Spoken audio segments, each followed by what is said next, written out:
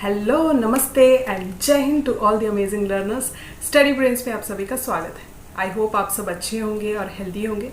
सो आज के इस वीडियो में हम शुरू करने वाले हैं पार्ट 2 ऑफ नैनो टेक्नोलॉजी।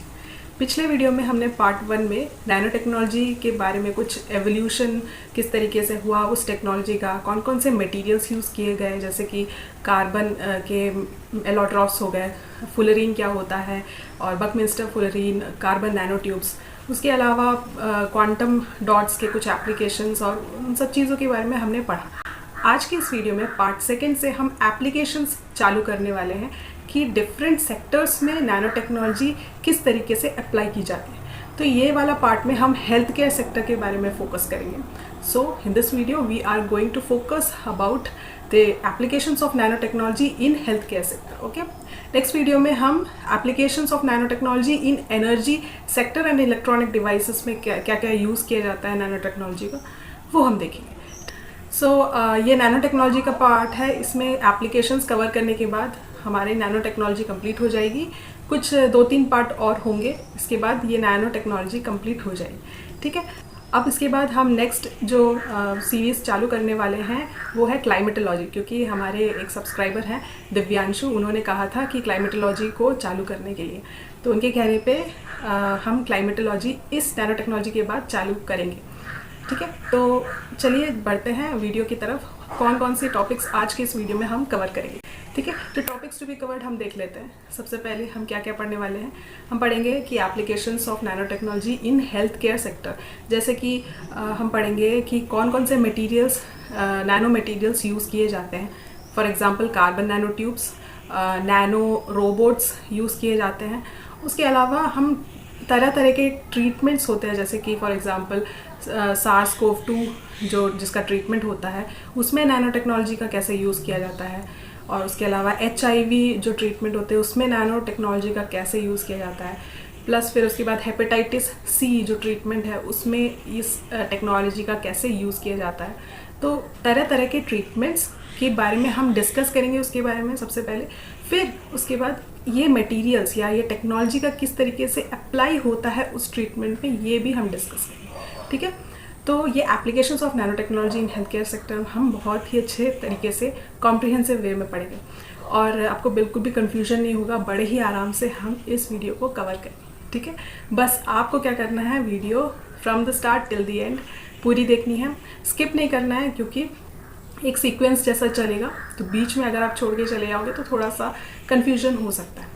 तो बस यही कहना था। और हाँ, साथ में ये बोलूँगी कि अगर आपको मेरे वीडियोस पसंद आते हैं तो लाइक, शेयर और सब्सक्राइब ज़रूर करें मेरा चैनल। ठीक है, आप सब्सक्राइब करें जिससे ये चैनल ग्रो होने में मदद मिले। चलो चलते हैं वीडियो की तरफ, बढ़ते हैं आज के टॉपिक्स की तरफ। Let's start the video and happy learning. Okay, so सबसे पहला एप्लीकेशन है कि नैनो टेक्नोलॉजी का इम्प्लीमेंटेशन जीन थेरेपी में किया जाता है। अब आपके दिमाग में आएगा कि ये जीन थेरेपी होती क्या। तो वैसे तो मैंने जीन थेरेपी के ऊपर काफ़ी डेडिकेटेड वीडियोस अपलोड किए हैं, आप वहाँ से जाके मेरे चैनल में जाके उस जीन थेरेपी वीडियोस को डिटेल में देख सकते हो, क्योंकि ये one of the important topic है कोई भी कॉम्पिटिटिव एग्जाम हो। लेकिन अभी के लिए for our better understanding we should have to understand in this video what is gene therapy. तो हम समझेंगे कि what is gene therapy in a very simple lucid way, then we will understand how nanotechnology is used in this gene therapy technique. Okay, तो सबसे पहले देखते हैं कि जीन थेरेपी होती क्या। So gene therapy is basically a technique to edit the mutated gene. किसी भी म्यूटेटेड जीन को एडिट करके उसको सही करने का जो टेक्निक होता है वो है जीन थेरेपी। अब आपके दिमाग में आएगा कि म्यूटेटेड जीन क्या होता है। देखिए, हमारी बॉडी में जो DNA पाया जाता है, जो जेनेटिक मटेरियल्स पाए जाते हैं, वो जेनेटिक मटेरियल्स किससे बने होते हैं? वो बने होते हैं न्यूक्लियोटाइड्स के एक स्पेसिफिक अरेंजमेंट या सीक्वेंस से। मतलब न्यूक्लियोटाइड्स का एक स्पेसिफिक अरेंजमेंट होता है, एक यूनिक स्पेसिफिक अरेंजमेंट या फिर सीक्वेंस, कुछ भी बोल लो, वो अरेंजमेंट या सीक्वेंस से बना होता है न्यूक्लियोटाइड्स। अब ये न्यूक्लियोटाइड्स के अरेंजमेंट को डिस्टर्ब हो जाए या चेंज हो जाए या मतलब शफल हो जाए ये न्यूक्लियोटाइड्स, तो इसके वजह से क्या होता है, म्यूटेशन होता है। ठीक है, अब म्यूटेशन क्यों होता है ये न्यूक्लियोटाइड्स के अरेंजमेंट चेंज कैसे होते हैं, इसके पीछे बहुत से रीजंस हैं। वो रीजंस क्या होते हैं कि जैसे म्यूटेशन दो टाइप के होते हैं, एक तो लॉन्ग टर्म म्यूटेशन और second one is the short term mutation. Long term mutation का मतलब कि जैसे for example evolution, like we have been evolved from our forefathers called apes. तो एप्स के जो जेनेटिक मटेरियल्स होते हैं, उनके जेनेटिक मटेरियल्स इवॉल्व हुए, मतलब उनके जो न्यूक्लियोटाइड्स के अरेंजमेंट है लॉन्ग टर्म प्रोसेस में, क्योंकि वो एक दिन में नहीं हुआ है, एक दिन में एवोल्यूशन नहीं होता, it takes a very long time. So within a very long period of time, the genetic materials of apes has been transformed, has been evolved, which we call like कि उनके जो जेनेटिक मटेरियल्स के जो sequence है nucleotides के, वो धीरे धीरे करके शफल होने लगे, चेंज होने लगे, जिसको हम म्यूटेशन बोलते हैं। और वो म्यूटेशन अच्छे म्यूटेशन थे, it's a kind of good mutation, जिसकी वजह से हमारी बॉडी में अलग अलग टाइप के ट्रांसफॉर्मेशन आने लगे, और वो ट्रांसफॉर्मेशन एक ह्यूमन बीइंग की तरफ बढ़ने लगा।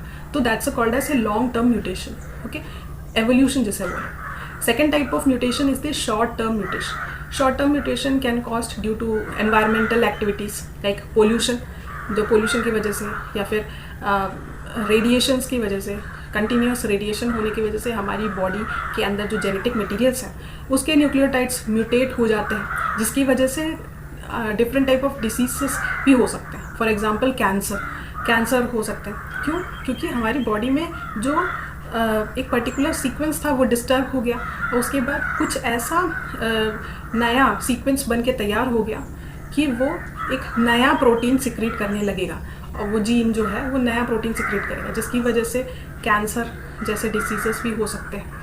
ऐसा भी हो सकता है कि कुछ एक पर्टिकुलर सीक्वेंस जो था उसको चेंज करके दूसरा एक सीक्वेंस बन गया, जिसकी वजह से पहले जो प्रोटीन सिक्रीट करती थी हमारी बॉडी, कोई भी एक प्रोटीन, अब वो बाद में प्रोटीन ही सिक्रीट करना बंद कर। सो इससे क्या होगा कि ये हमारी बॉडी के लिए हार्म करती है, ठीक है, ये म्यूटेशन। अब इसको ठीक करने के लिए जीन थेरेपी का यूज़ किया जाता है। इतना आप समझ गए जीन थेरेपी का मतलब क्या होता है। तो gene therapy is actually editing of the mutated gene so as to restore back into the original sequence of nucleotides in a DNA. Okay, so this is the treatment to edit the mutated gene. So now we have to understand how nanotechnology is used in this gene therapy. Okay, कैसे nanotechnology का use इसमें किया जाता है। Basically होता क्या है कि जो म्यूटेटेड जीन है उसको एडिट करने के लिए एक टूल का यूज़ किया जाता है, जिसको हम बोलते हैं CRISPR-Cas9। वैसे तो मैंने CRISPR-Cas9 के ऊपर भी वीडियो बनाया है, आप जाके देख सकते हैं। अभी इतना समझिए कि CRISPR-Cas9 is a tool to edit the mutated gene. Now we have to transfer that CRISPR-Cas9 into our body, specifically to that point where the mutated gene is present। जहाँ पे वो म्यूटेटेड जीन प्रेजेंट है हमारी body में, वहाँ पे CRISPR-Cas9 को deliver करना है। अब तभी तो वो म्यूटेटेड जीन को एडिट कर पाएगा। अब वो म्यूटेटेड जीन को एडिट करने के लिए CRISPR-Cas9 को डिलीवर करना है, तो कैसे करेंगे? उसको करने के लिए नैनो मटेरियल्स का यूज़ किया जाता है। So basically nano materials, nano technology का यूज़ किया गया है यहाँ पे। क्या होता कैसे है कि जो नैनो मटेरियल्स है, जैसे कार्बन नैनो ट्यूब्स हमने पिछले वीडियो में भी पढ़ा, उस कार्बन नैनो ट्यूब्स के अंदर CRISPR-Cas9 को फिल कर दिया जाता है, और कार्बन नैनो ट्यूब हमारी बॉडी में पेनिट्रेट करके उस म्यूटेटेड जीन तक ट्रांसफ़र कर दिया जाता है, जहाँ पे उसको एडिट करना है CRISPR-Cas9, ठीक है। So it's a type of delivery system. Carbon nano tube is a type of delivery system. तो वो कार्बन नैनो ट्यूब क्या करेगा कि हमारी बॉडी में पेनिट्रेट करेगा, स्पेशली वो सेल या वो टिश्यू में पेनिट्रेट करेगा जहाँ पे mutated gene present. So carbon nanotubes, it is a type of nanomaterials which is used to deliver the CRISPR-Cas9 so as to edit the mutated gene which is present in our body. Okay, so इस तरीके से nano materials का use करके हम gene therapy जैसे applications में apply कर सकते हैं। ये एक एप्लीकेशन है हेल्थ सेक्टर का। सेकेंड एप्लीकेशन है ड्रग डिलीवरी सिस्टम। सो नैनो टेक्नोलॉजी का यूज़ ड्रग डिलीवरी सिस्टम के जैसे किया जाता है। अब आप पूछोगे ड्रग डिलीवरी सिस्टम का मतलब क्या होता है? लेकिन नाम से समझने की कोशिश करते हैं। ड्रग को डिलीवर करने का एक ऐसा सिस्टम, क्या नैनो टेक्नोलॉजी का यूज़ ड्रग्स को डिलीवर करने के लिए किया जाता है। तो कहाँ किया जाता है? हमारी बॉडी में किया जाता है। तो स्पेसिफिकली जिस तरीके से जीन थेरेपी में नैनो टेक्नोलॉजी का यूज़ किया जाता है to deliver the CRISPR-Cas9 in those area where the mutated genes are present in our body, ठीक है। वैसे ही जो हमारी बॉडी में जो कैंसर सेल्स है, जैसे मान लो कोई ऐसे सेल्स जो डैमेज हो चुके हैं, जैसे फॉर एग्जांपल कैंसर सेल्स, तो अब उन कैंसर सेल्स को डॉक्टर डिटेक्ट करते हैं कहाँ कहाँ प्रेजेंट है हमारी बॉडी में। After detection they will have to destroy that cancer cells. How they will destroy these cancer cells? Using nanotechnology. कैसे? फॉर एग्जाम्पल कुछ ऐसे नैनो मटेरियल्स हैं जैसे कि carbon nano tubes. So carbon nano tubes is used as a carrier, वो carrier के जैसे use किया जाता है। उसके अंदर ड्रग्स को फिल कर देते हैं और वो कार्बन नैनो ट्यूब्स जो जिसके अंदर ड्रग्स है, वो ड्रग्स मतलब कि वो वाला ड्रग्स नहीं, मेडिसिन को बोलते हैं ड्रग्स। तो उन मेडिसिन को जो कैंसर को किल कर सके या फिर कोई भी ऐसे डैमेज सेल्स हैं उसको डिस्ट्रॉय कर सके, उन मेडिसिन या ड्रग्स को फिल कर देते हैं और उस कार्बन नैनो ट्यूब्स में, और फिर हमारे बॉडी में इंजेक्ट कर देते हैं। वो कार्बन नैनो ट्यूब्स उस कैंसर सेल्स को जहाँ पे लोकेट हैं उस सेल्स में पेनिट्रेट करेंगे और पेनिट्रेट करके उस ड्रग्स को या उस मेडिसिन को उस कैंसर सेल में डिलीवर कर देंगे, जिसकी वजह से वो डिस्ट्रॉय हो जाए। So it is used as a nano material, carbon nano tubes is used as a carrier so as to carry the drugs or the medicine to deliver into those cells which are damaged or any cancer cells. Okay, so it is used as a system or as a carrier to deliver them drugs or the medicines. ये एक application है इसका as a drug delivery system in nano technology. ये application है, second application in health care sector, ठीक है। तो ये हो गया। Third one is the nano robots, मतलब नैनो रोबोट्स जो इक्विपमेंट है, जो इलेक्ट्रॉनिक डिवाइस है, वो उसका यूज़ किया जाता है इन हेल्थ केयर सेक्टर। अब वो कैसे किया जाता है अब हम समझते हैं। देखिए, नैनो रोबोट्स का मतलब ऐसे रोबोट्स जो नैनो साइज़ के होते हैं, छोटे रोबोट्स होते हैं, ठीक है। ये रोबोट्स क्या करते हैं, हमारे ब्लड स्ट्रीम्स में, जो ब्लड स्ट्रीम्स वैसे ही इतने पतले होते हैं, इतने छोटे होते हैं, तो उस ब्लड स्ट्रीम्स में एंटर करके वहाँ पे सर्जरी को परफॉर्म करते हैं। So these are the nano robots which perform surgeries after entering into our blood vessels. तो अब ये दो टाइप के होते हैं। पहला है controlled nano robots, second one is the autonomous nano robots. Controlled nano robots, नाम से आपको समझ में आ रहा होगा, ऐसे नैनो रोबोट्स जो बाहर से कंट्रोल किए जा रहे हैं, इंस्ट्रक्शंस दिए जा रहे हैं, उसके हिसाब से वो सर्जरी को परफॉर्म करता है। और जो भी इंफॉर्मेशन है, जो ब्लड वेसल्स में कुछ भी ऐसे इंफॉर्मेशंस हैं, उसको बाहर डिलीवर किया जाता है इस नैनो रोबोट्स के थ्रू। So controlled robots are actually those robots which are controlled from outside and they will deliver whatever the information that is getting from our body, it will be relayed back to those controlled system. Okay, so these are the controlled nano robots. Second one is the autonomous nano robots, मतलब ऐसे nano robots जो autonomous है, that is completely independent from the outside instructions।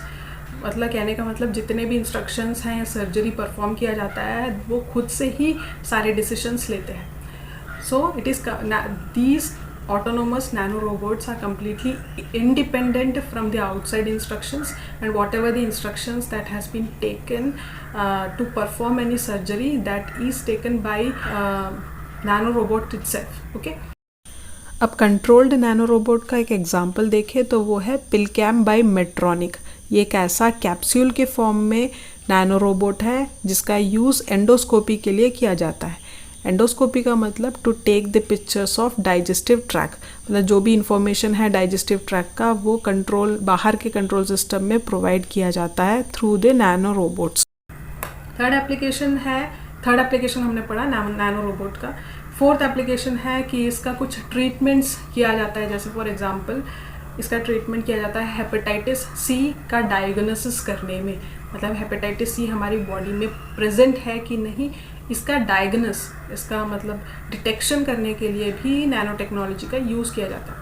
अब आपके दिमाग में आएगा कि हेपेटाइटिस सी कैसे ट्रीट किया जाता है, कैसे डायग्नोसिस किया जाता है, कम्प्लीटली हम समझेंगे अभी, ठीक है, डोंट वरी, कैसे किया जाता है अब हम समझेंगे, ध्यान से सुनिएगा, बड़ा ही इंटरेस्टिंग है, एक बार में ही समझ में आ जाएगा, ठीक है। सो सबसे पहले हम समझेंगे कि हेपेटाइटिस सी का ट्रीटमेंट कैसा होता है, इसके बाद हम समझेंगे कि नैनो टेक्नोलॉजी का यूज़ हेपेटाइटिस सी के ट्रीटमेंट में कैसे किया जाता है।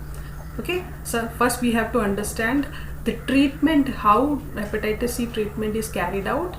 Then we will understand how nanotechnology is used in this treatment. Okay, ध्यान से सुनिएगा, बड़ा ही इंटरेस्टिंग है, एक बार में ही समझ में आ जाएगा, ठीक है। हेपेटाइटिस सी का जो डिटेक्शन है वो कैसे किया जाता है, देखिए बहुत ही सिंपल भाषा में हम इसको समझते हैं। देखिए डॉक्टर्स क्या करते हैं, कोई भी वायरस हमारी बॉडी में है वो कैसे डिटेक्ट करते हैं, हमारा ब्लड टेस्ट करते हैं। जब हमारा ब्लड का सैंपल लिया जाता है उसमें वो हेपेटाइटिस सी वायरस अगर प्रेजेंट होगा तो उसको डिटेक्ट कर लेते हैं। सो होता क्या है, कोई भी वायरस जब हमारी बॉडी में एंटर करता है तो वो वायरस का जेनेटिक मटेरियल क्या होता है, आरएनए का होता है, ठीक है। हमारी बॉडी डीएनए ऐसे जेनेटिक मटेरियल होती है, लेकिन वायरस का जो जेनेटिक मटेरियल होता है वो आरएनए का होता है, ठीक है। अब हेपेटाइटिस सी क्या होता है, वो भी एक वायरस है।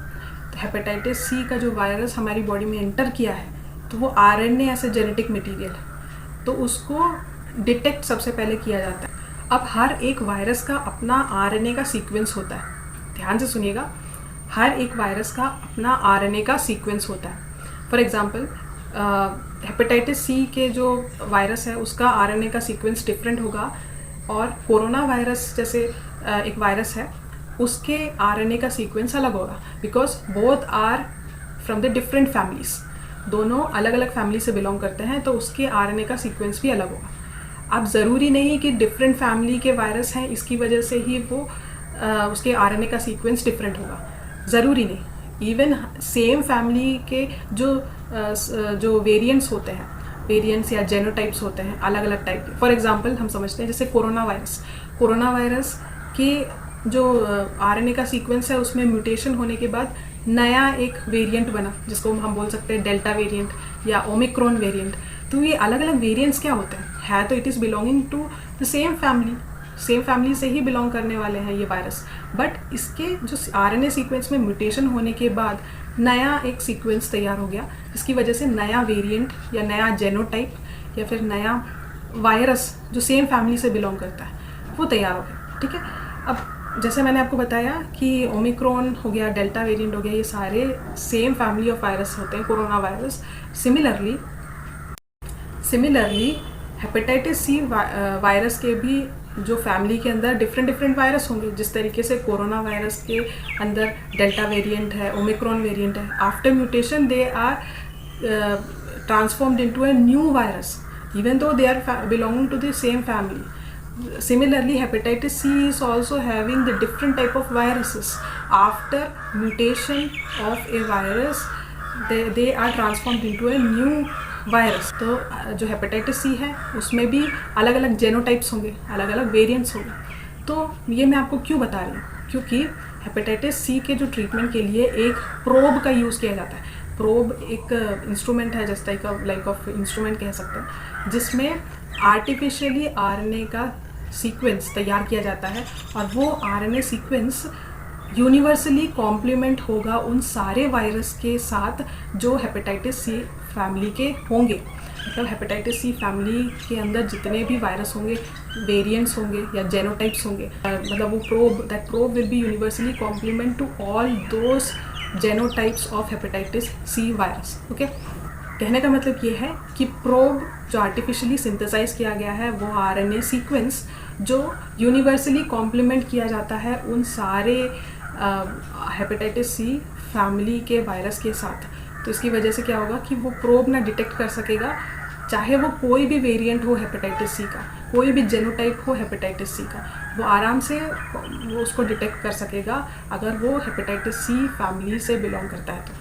तो ईजी डिटेक्शन करने के लिए उस प्रोब को कुछ इस तरीके से सिंथेसाइज किया गया है कि उस आरएनए सीक्वेंस को किसी भी वायरस के मतलब आरएनए सीक्वेंस के साथ कॉम्प्लीमेंट कर सकते हैं। बस इतना समझ। अब आपको यहाँ पे दिख रहा होगा एक सीक्वेंस। अब समझते हैं कि कैसे किया जाता है, तो वो डिटेक्ट कैसे किया जाता है उसको समझना ज़रूरी है। तो आपको यहाँ पे आरएनए का सीक्वेंस दिख रहा होगा जो हेपेटाइटिस सी का है, ठीक है। हेपेटाइटिस सी का आरएनए सीक्वेंस है, और उसके जस्ट नीचे आपको प्रोब जो हमने बताया था ना कि आर्टिफिशियली बनाया गया है RNA sequence that will be complemented to every virus of hepatitis C family, ठीक है।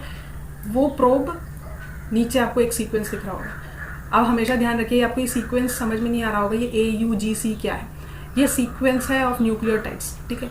हमेशा ध्यान रखिएगा, जस्ट फॉर अंडरस्टैंडिंग मैं आपको बता रही हूँ कि जहाँ पे A आएगा वहाँ पे U आएगा, और जहाँ पे U आएगा वहाँ पे A आएगा, ठीक है। और G जहाँ पे आएगा वहाँ पे C आएगा। सिमिलरली जहाँ C आएगा वहाँ G आएगा। तो ये कॉम्प्लीमेंट इस तरीके से किया जाता है कि जहाँ पे A आएगा वहाँ पे U आएगा। सिमिलरली जहाँ पे U जहाँ दिखेगा वहाँ A आएगा, और G और C भी एक दूसरे से कॉम्प्लीमेंट करते हैं। इस तरीके से कॉम्प्लीमेंट किया जाता है। तो अगर हेपेटाइटिस सी का जो सीक्वेंस है AUGCC AUGC, तो इसको कॉम्प्लीमेंट करने के लिए क्या कैसे प्रोब को तैयार किया जाएगा?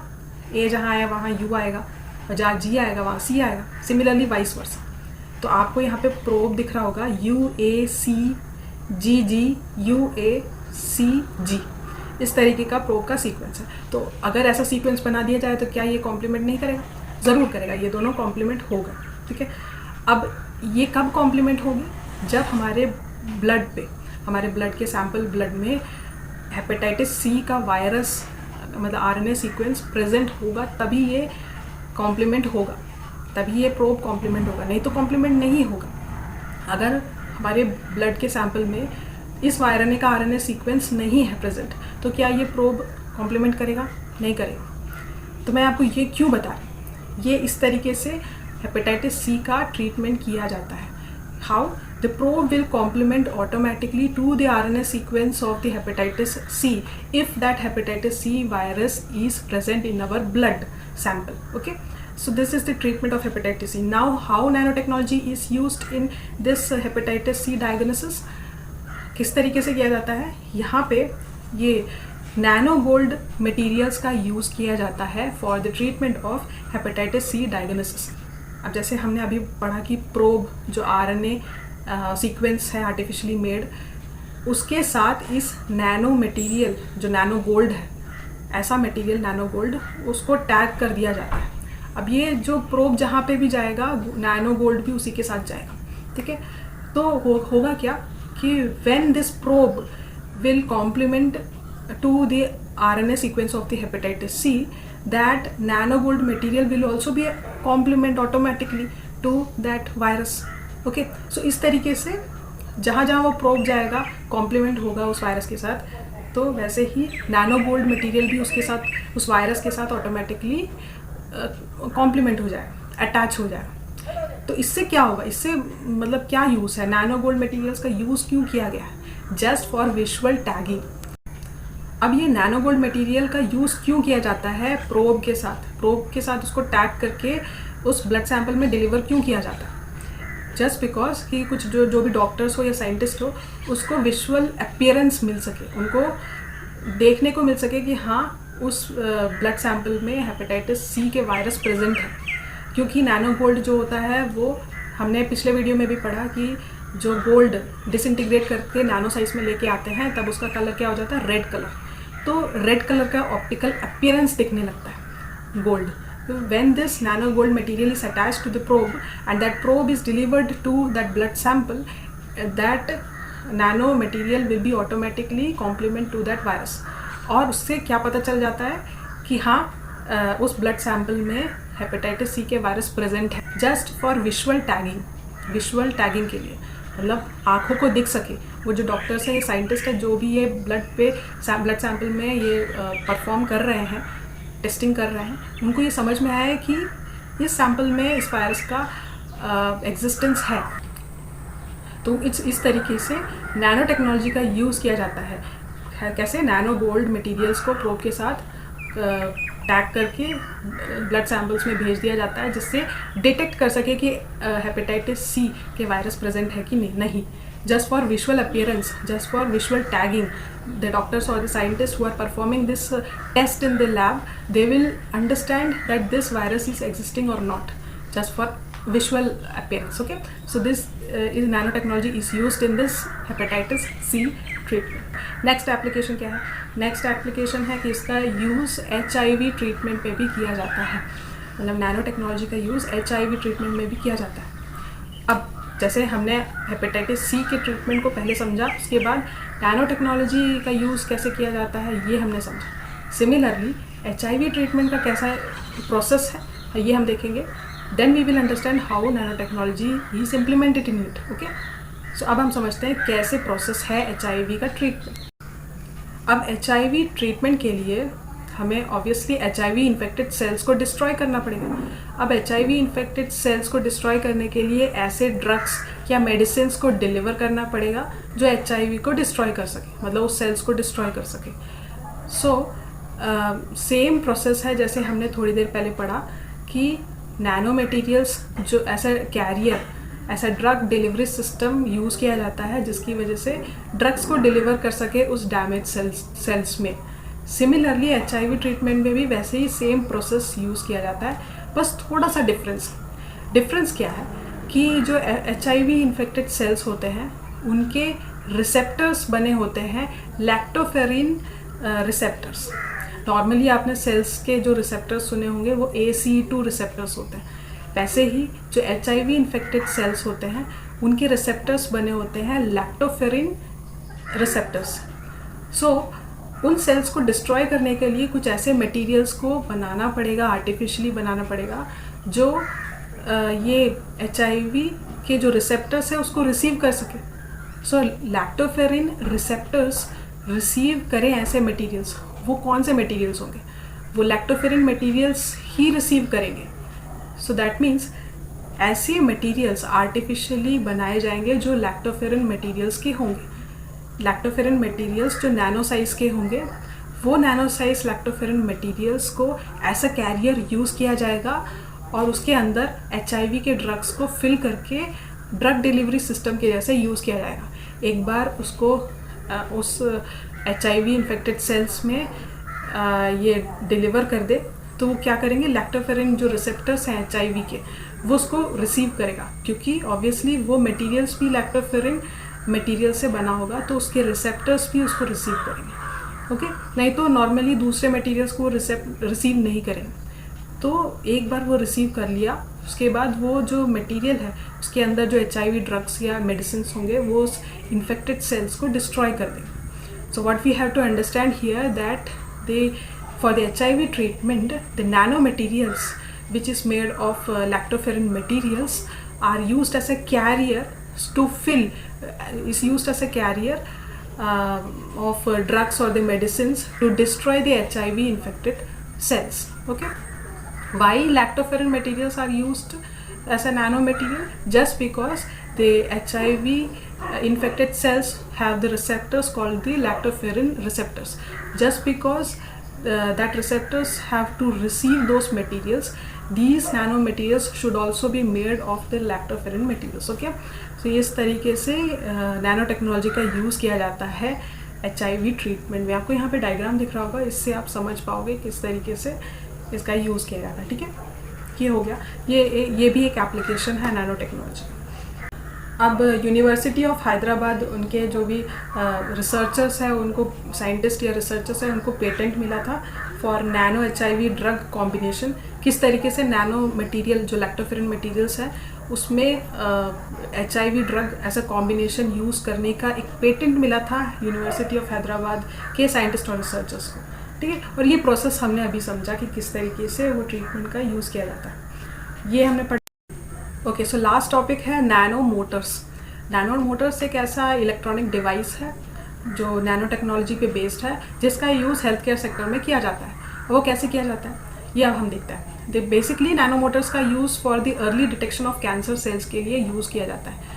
जैसे कि हमारे बॉडी में इनिशियल स्टेजेस में जो कैंसर सेल्स प्रोड्यूस हुए हैं उसको डिटेक्ट करने के लिए ये इलेक्ट्रॉनिक डिवाइस जो नैनो साइज़ के होते हैं, जिसको हम बोलते हैं नैनो मोटर्स, तो इससे वो डिटेक्ट कर सकते हैं कि हमारे बॉडी में कैंसर सेल्स हैं कि नहीं, for early detection of cancer cells. तो कैसे डिटेक्ट किया जाता है, अब इस प्रोसेस को समझेंगे तो हमको अच्छे से समझ में आ जाए। सो नैनो मोटर्स का वर्क किस तरीके से होता है ये देखते हैं। सो नैनो मोटर्स मैग्नेटिकली ड्रिवन होते हैं। मैग्नेटिकली ड्रिवन कैसे होता है, जब हमारी बॉडी में वो कैंसर सेल्स को डिटेक्ट कर रहे होते हैं तो हेल्दी सेल्स को वो बाईपास कर लेते हैं, लेकिन जैसे ही कैंसर सेल्स के साथ उसका एनकाउंटर होता है तो वो स्टक हो जाते हैं। क्यों स्टक हो जाते हैं? क्योंकि जो कैंसर सेल्स होते हैं उसके cell membrane negatively charged sugars होते हैं, मतलब ऐसे शुगर्स जो नेगेटिवली चार्ज्ड होते हैं, और ये जो नैनोमोटर्स होते हैं वो पॉजिटिवली चार्ज्ड होते हैं। जस्ट बिकॉज पॉजिटिव और negative charge attract each other, तो वो ऐसे कैंसर सेल्स के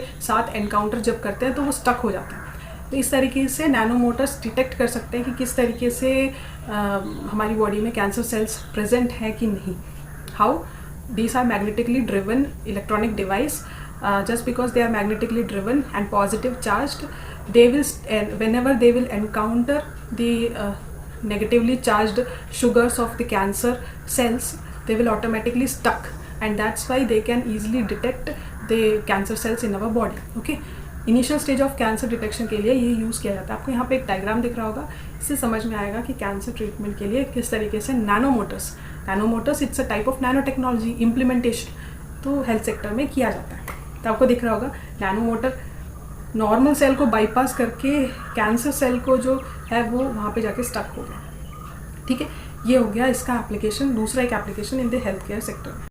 हमने पिछले वीडियो में एक और एप्लीकेशन पढ़ा था हेल्थ केयर सेक्टर में, क्वांटम डॉट्स का यूज़ करके कि किस तरीके से क्वांटम डॉट्स कैंसर सेल्स को डिटेक्ट कर सकते हैं for visual tagging. It is used as a visual tagging. हमने वो डायग्राम देखा था कि किस तरीके से ग्रीन कलर की हो जाती हैं, मतलब अगर मान लो ग्रीन कलर का एक कलर दे दिया जाए ऐसे सेल्स को जो कैंसर सेल्स हैं, और उससे हम इजीली डिटेक्ट कर सकते हैं यूजिंग क्वांटम डॉट्स। तो quantum dots is also a nano material used as in the nano technology. तो ये क्वांटम डॉट्स का जो एप्लीकेशन है ना, जो पिछले वीडियो में हमने पढ़ा था, वो भी ये आज के वीडियो में हम वैसे डिस्कस नहीं करेंगे। हमने पिछले वीडियो में वो एप्लीकेशन डिस्कस कर लिया था, लेकिन अभी मैं आपको ये बता दूं कि वो भी इस एप्लीकेशन में आता है। ठीक है, तो अगर आपने वो वीडियो देखी है तो बहुत आप रिलेट कर सकते हो कि हाँ क्वांटम डॉट्स का यूज़ किया जाता है हेल्थ केयर सेक्टर में। अगर नहीं देखा हो तो इस वीडियो को देखने के बाद वो वीडियो ज़रूर देखें। उसमें मैंने एक क्वांटम डॉट की एप्लीकेशन के बारे में डिस्कस किया है कि किस तरीके से हेल्थ केयर सेक्टर में ऐसा कैंसर डिटेक्शन यूज़ किया जाता है। ठीक है, वो देख लीजिएगा। नेक्स्ट एप्लीकेशन है कि नैनो टेक्नोलॉजी का यूज़ SARS-CoV-2 डायग्नोसिस और डिसइंफेक्शन के लिए यूज़ किया जाता है। डायग्नोसिस और डिसइंफेक्शन के लिए ये दोनों अलग अलग चीज़ें हैं। डायग्नोसिस मतलब कि SARS-CoV जो वायरस है उसको डिटेक्ट करने के लिए, उसको डायग्नोस करने के लिए, और प्लस डिसइंफेक्शन के लिए, जैसे फॉर एग्जांपल हैंड सैनिटाइजर्स में भी नैनो टेक्नोलॉजी का यूज़ किया जाता है, और बैंडेजेस में भी नैनो टेक्नोलॉजी का यूज़ किया जाता है। तो ये बैंडेजेस और hand sanitizer it's a type of disinfection. And the SARS-CoV-2 virus diagnosis के लिए भी नैनो टेक्नोलॉजी का यूज़ किया जाता है। तो कैसे किया जाता है?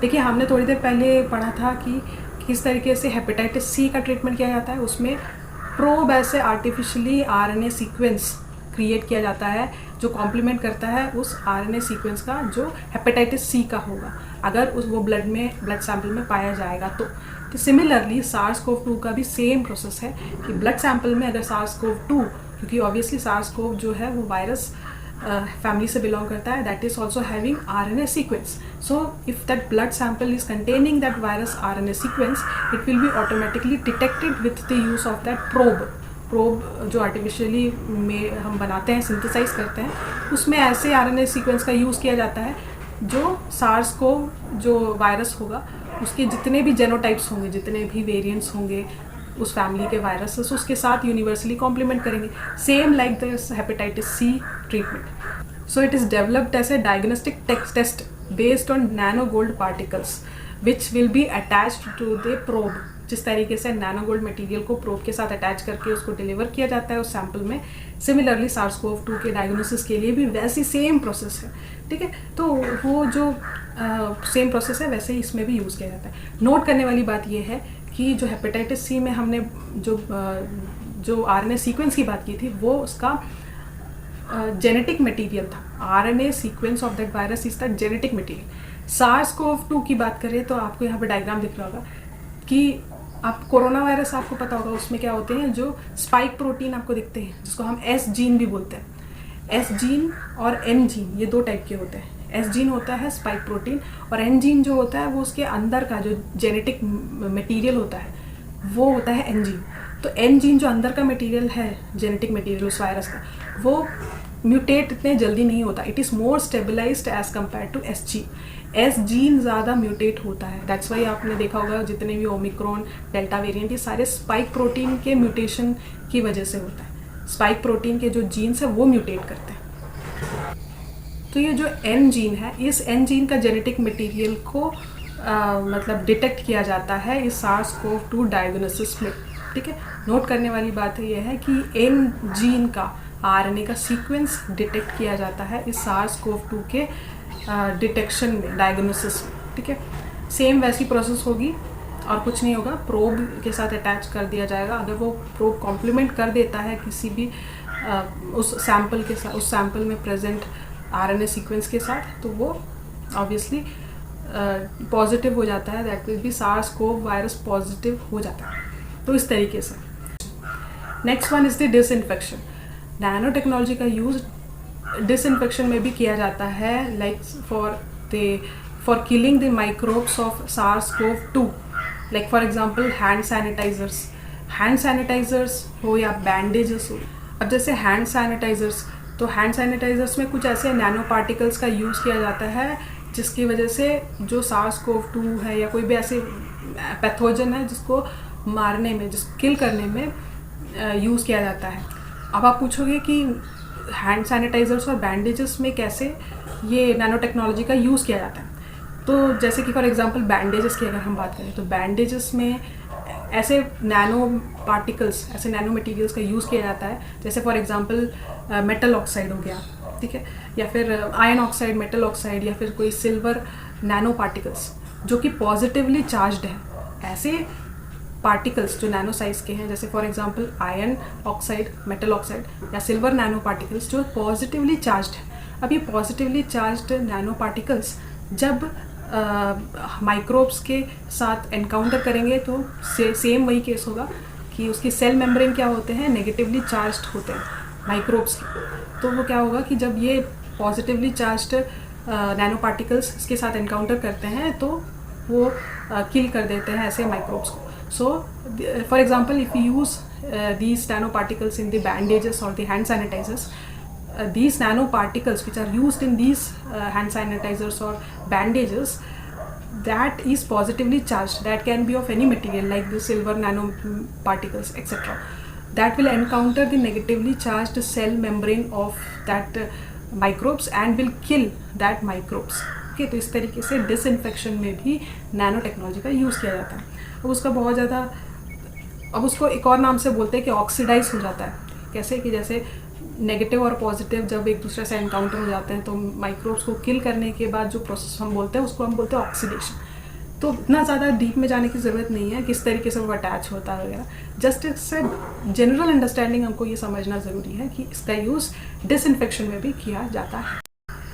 ऑलराइट, सो आज की वीडियो में हमने हेल्थ केयर सेक्टर के डिफरेंट एप्लीकेशंस, मतलब नैनो टेक्नोलॉजी का use in health care sector हमने देखा किस तरीके से इम्प्लीमेंट किया जाता है। तो आज की वीडियो में आई होप आपको पसंद आया होगा, आपको इंफॉर्मेटिव लगा होगा ये वीडियो, और पसंद आया हो तो वीडियो को लाइक, शेयर और चैनल को सब्सक्राइब करना ना भूलें, क्योंकि आप जब भी सब्सक्राइब करते हो मेरा चैनल, और आगे मुझे और भी मोटिवेशन मिलता है नेक्स्ट वीडियो अपलोड करने में, और लोगों के बीच में आप शेयर करें जिससे ये चैनल ग्रो करने में मदद मिले। ठीक है, तो चलिए आज की वीडियो में इतना ही। वैसे बहुत सही टाइम पे ये वीडियो एंड हो रहा है क्योंकि शाम हो चुकी है और मैं अभी के लिए वाइंड अप करती हूँ क्योंकि हेल्थ केयर सेक्टर तो कंप्लीट हो चुका है नैनो टेक्नोलॉजी का।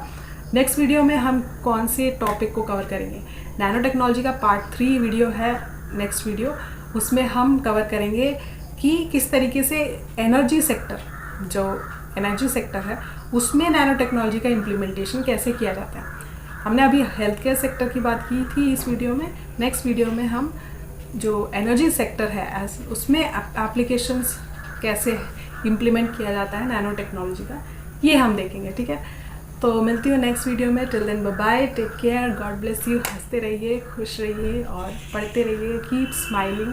बाय बाय, टेक केयर, नमस्ते।